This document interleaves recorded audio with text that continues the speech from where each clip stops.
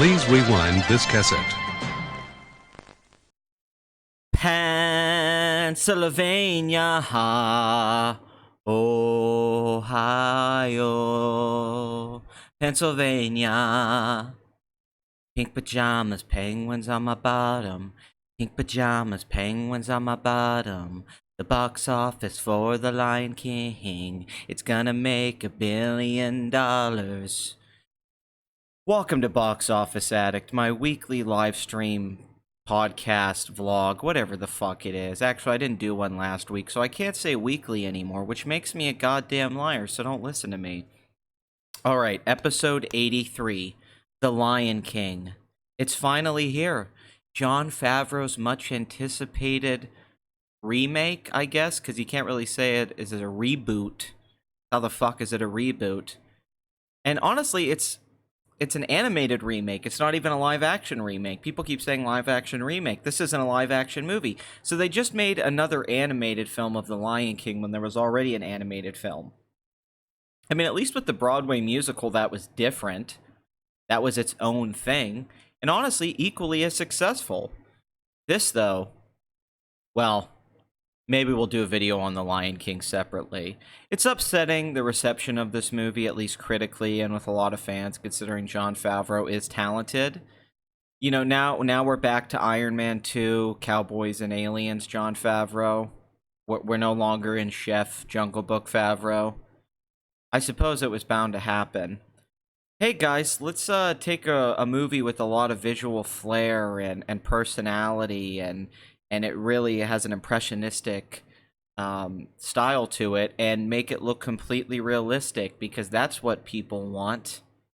And apparently it is, because this movie's making a shitload of money. We all knew it was going to make a shitload of money. That was never in question. Nobody ever said, you know, it's going to be a disappointment this year, The Lion King. That won't make $1 billion. No, it's already there. This whole fucking episode is gonna be about Disney, for the most part. Quentin Tarantino stuck his finger in the asshole of Disney to just get a little opening weekend in there. But for the most part, we're gonna talk about Disney, because what Disney is doing here is not only unprecedented, it's scary, it's apocalyptic, it's everything that we were all worried was going to happen as time went on, where one studio was just going to be dominating the marketplace, and there would be no room for anyone else. Because I could talk about Godzilla King of Monsters, I could talk about Men in Black International, The Art of Self-Defense, John Wick 3, Rocket Man, Secret Life of Pets 2, but I'm not going to. No. That would be too easy.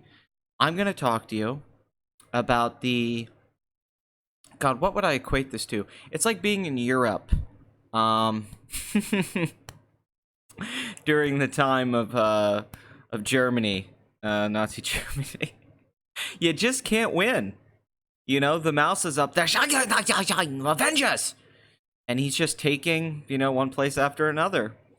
If only Paramount or Universal had armed themselves for the attack. Not that they don't have some successful films in there. Look at Yesterday. Yesterday ended up becoming a surprise hit. I mean, $109 million on a $26 million budget, $63 million domestic. This movie will make $70 million, probably $130 million worldwide. One of Danny Boyle's more successful movies. Annabelle Comes Home from Warner Brothers has made $200 million worldwide. So it's not like it's all Disney. But when we look at the numbers, it's not even comparable.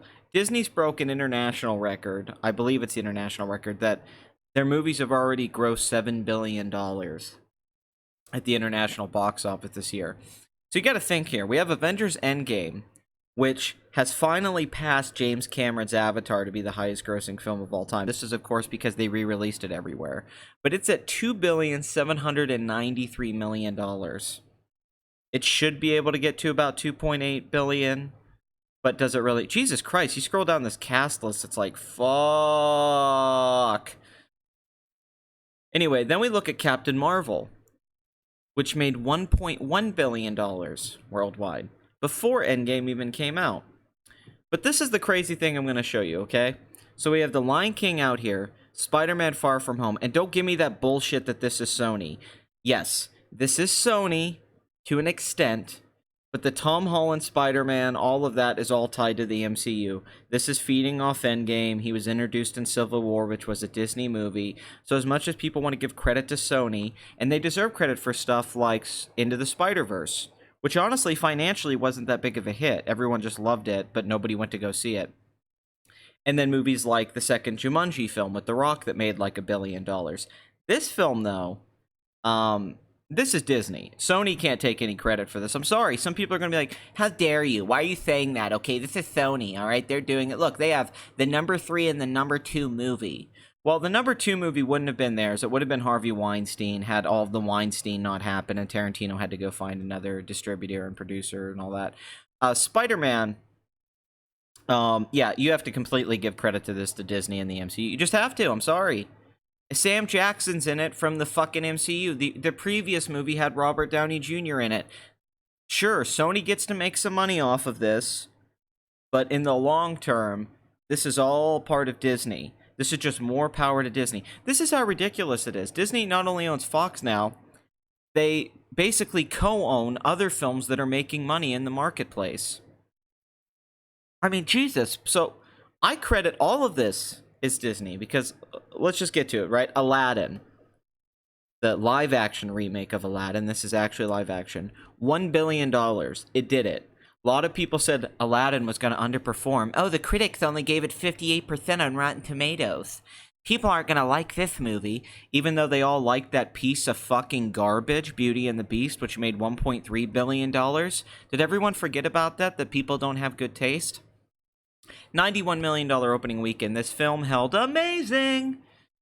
Made $346 million domestic. It's Will Smith's biggest film. And worldwide made $1 billion. Guy Ritchie's biggest film. $183 million budget. Huge hit. This is in the marketplace right now. Okay, Avengers Endgame is still out, but we won't count that. Toy Story 4. Oh, its opening weekend was disappointing. Oh no, it's not going to make as much as Toy Story 3 did 10 years ago. Well, now it's at $396 million. It's going to make as much as Toy Story 3, probably $415 to $420. Now, we're not doing adjusted for ticket price inflation, but fuck that.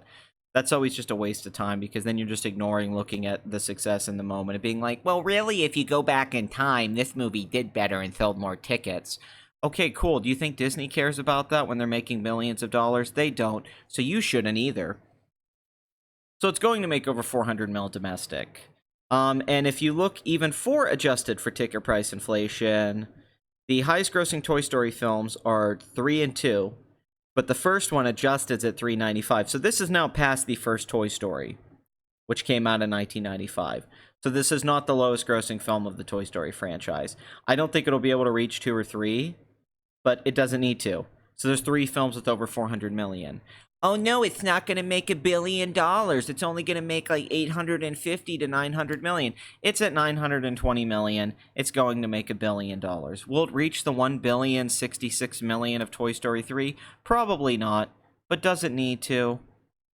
Spoilers. No, it doesn't. So another $1 billion film that's out right now, made from Disney. Okay, well, what about Spider-Man Far From Home? That's Sony, right? Well, kind of. This film has a lower budget than the previous film. Oh my god, look at that opening weekend. What a disappointment. This won't do as well. I mean, anything below 1.8 billion is a disappointment. Marvel certainly can't do it again. Alright, well, now we're at 1,037 million. Officially now the highest grossing Spider-Man film of all time. And I know, it made most of that money from China, Pat. China. Yeah, once again, do you think the studio fucking cares? They don't. And so, you shouldn't care either. This budget is amazing, $160 million. The first Spider-Man from 2002 cost $139 million. What the fuck? This film is cheaper than Spider-Man 2 and 3. It's cheaper than, like, all the Spider-Man movies except the first one.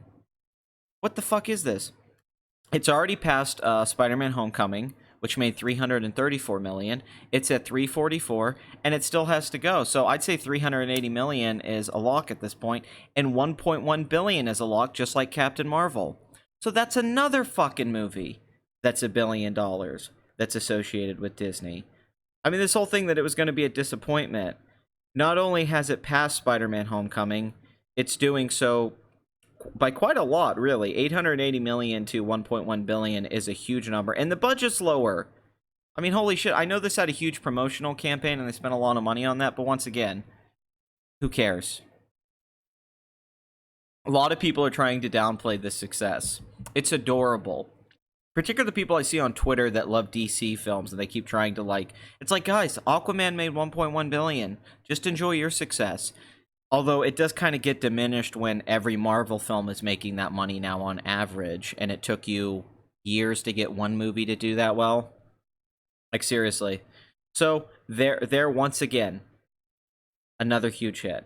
We're going to skip over this for the moment being, because I do want to talk about this. We'll just skip ahead to the fucking Lion King, which, oh my god, it had a 60% drop. That means the word of mouth must be terrible. Yeah, it's unfortunate it only made 76 million in its second weekend. What a bomb. Opening weekend, which I skipped last week. I couldn't do a box office addict last week. I was very busy. Corporate came into my workplace. It was a bunch of bullshit. $638 million foreign. What the fuck? $351 million domestically. $990 million worldwide. This is now officially Jon Favreau's biggest film, topping The Jungle Book at $966 million. And adjusted for ticket price inflation, it is number 4 domestically, and it will pass all of these other films. Not only is this film meeting expectations financially, not critically, but financially, I think it's going to exceed them. I mean, how is this not at 1.3 to 1.5 billion? It's going to make $1 billion at the international box office. $500 million domestically is a lock at this point. So there you go. The Lion King performed exactly like we thought it would.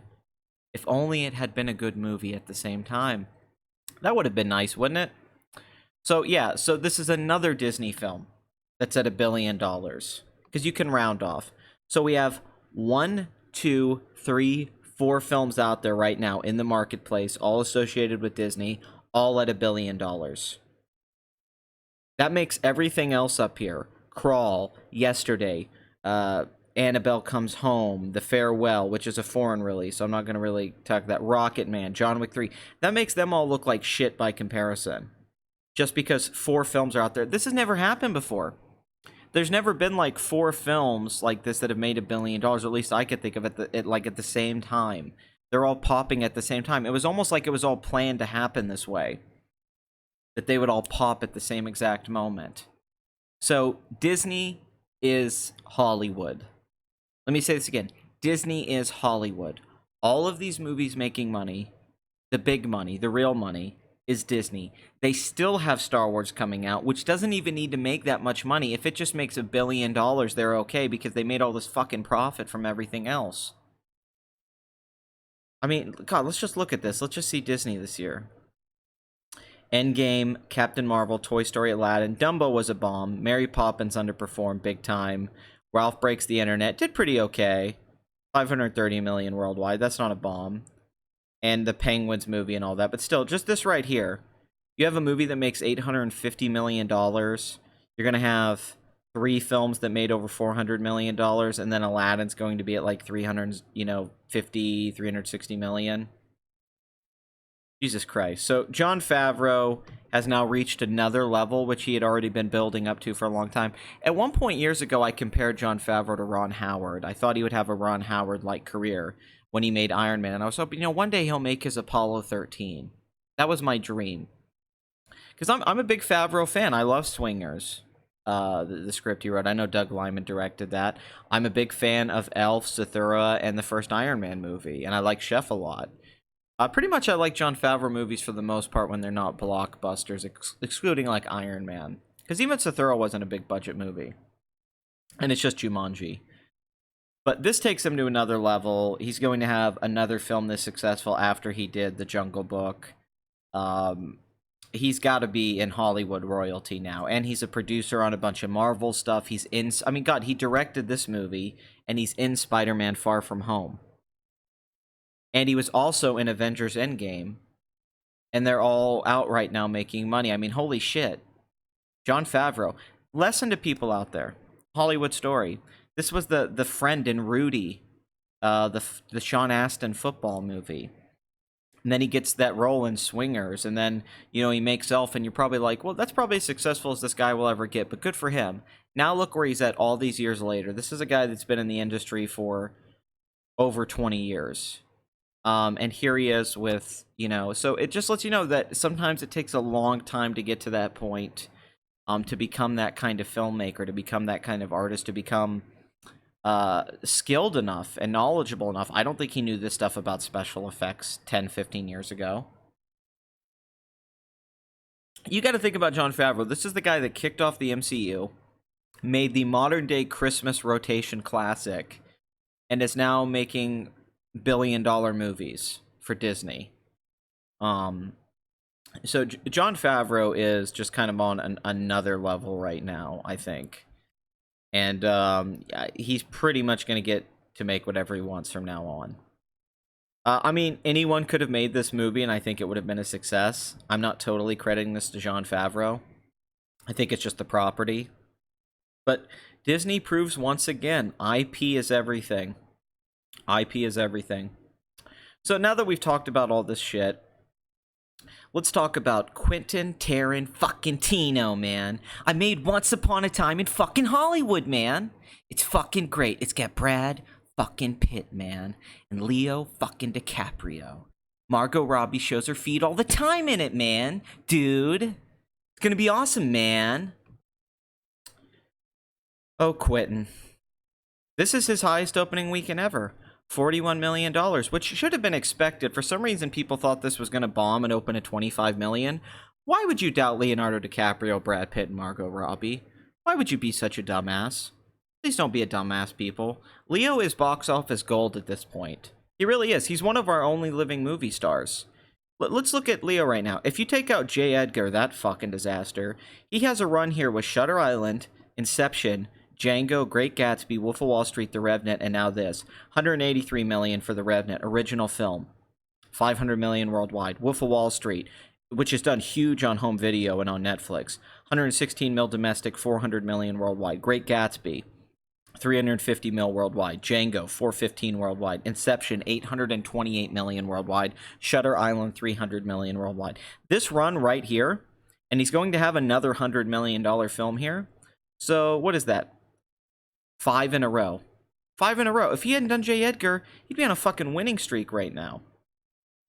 This is huge for Brad Pitt as well, because Brad Pitt hasn't had an opening this well in a long time. He's actually been in a few bombs outside of The Big Short. Fury did good, and The Counselor didn't do good. 12 Years a Slave, he was a producer barely. And World War Z was his big movie. But this is big for Brad Pitt, and this is the best reviews he's gotten in years acting. Margot Robbie still on the rise. She's only 29 years old. She's been in a few big movies. But mainly it was just like Tarzan, Suicide Squad. But she's a movie star. There's no denying she's a movie star and a modern day sex symbol. So let's give some context to this $41 million opening weekend being as high as. That's not technically true. Because if you think about it, Inglourious Basterds opening to $38 million 10 years ago is more impressive than the $41 million for this movie now. Big time. This is a much better opening weekend. And this is when Tarantino kind of became a blockbuster director when he was making $300 million movies. After Grindhouse bombed. Not that he hadn't had successful films. I mean, even adjusted Pulp Fiction still his biggest movie.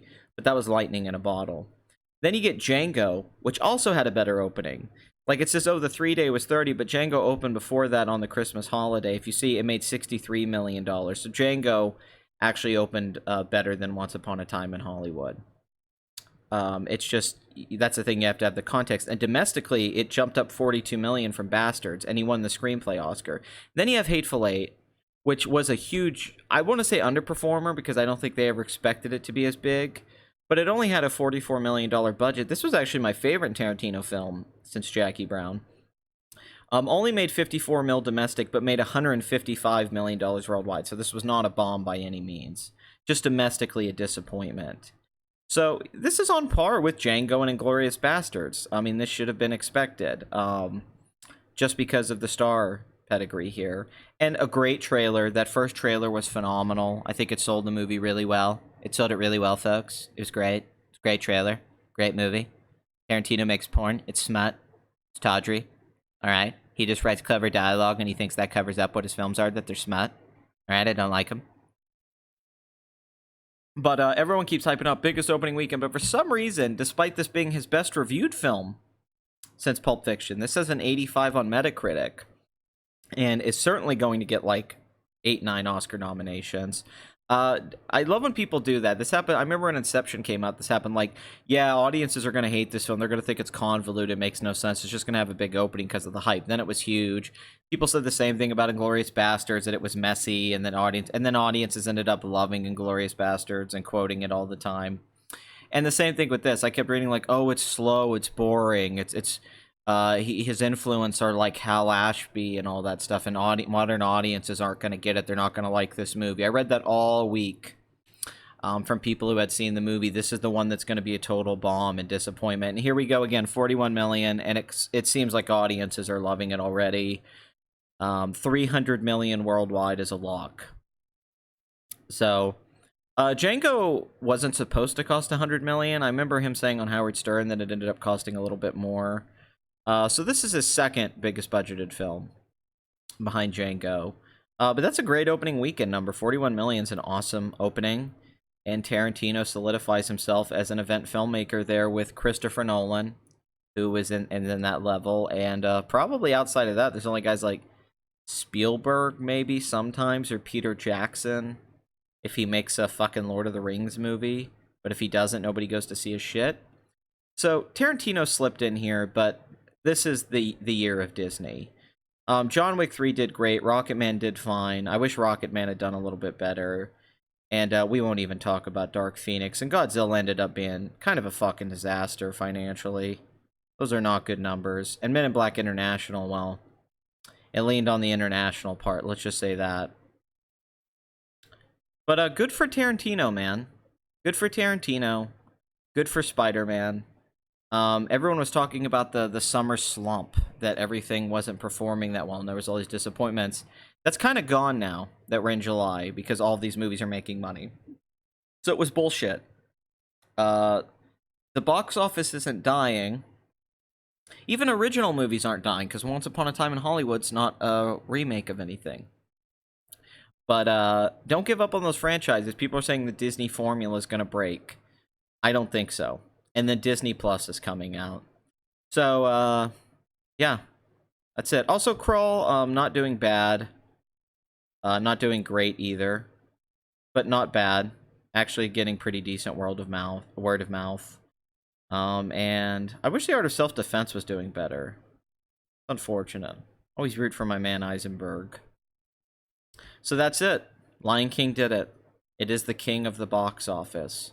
You know, with this and Black Panther, it's like, maybe people should just keep making movies in Africa. Seems to be a key to something there. Not exactly sure what. Yeah, so it's outpacing Beauty and the Beast. Toy Story 4 is still outpacing Toy Story 3. And Crawl is outpacing 47 Meters Down. Forgot about that goddamn movie.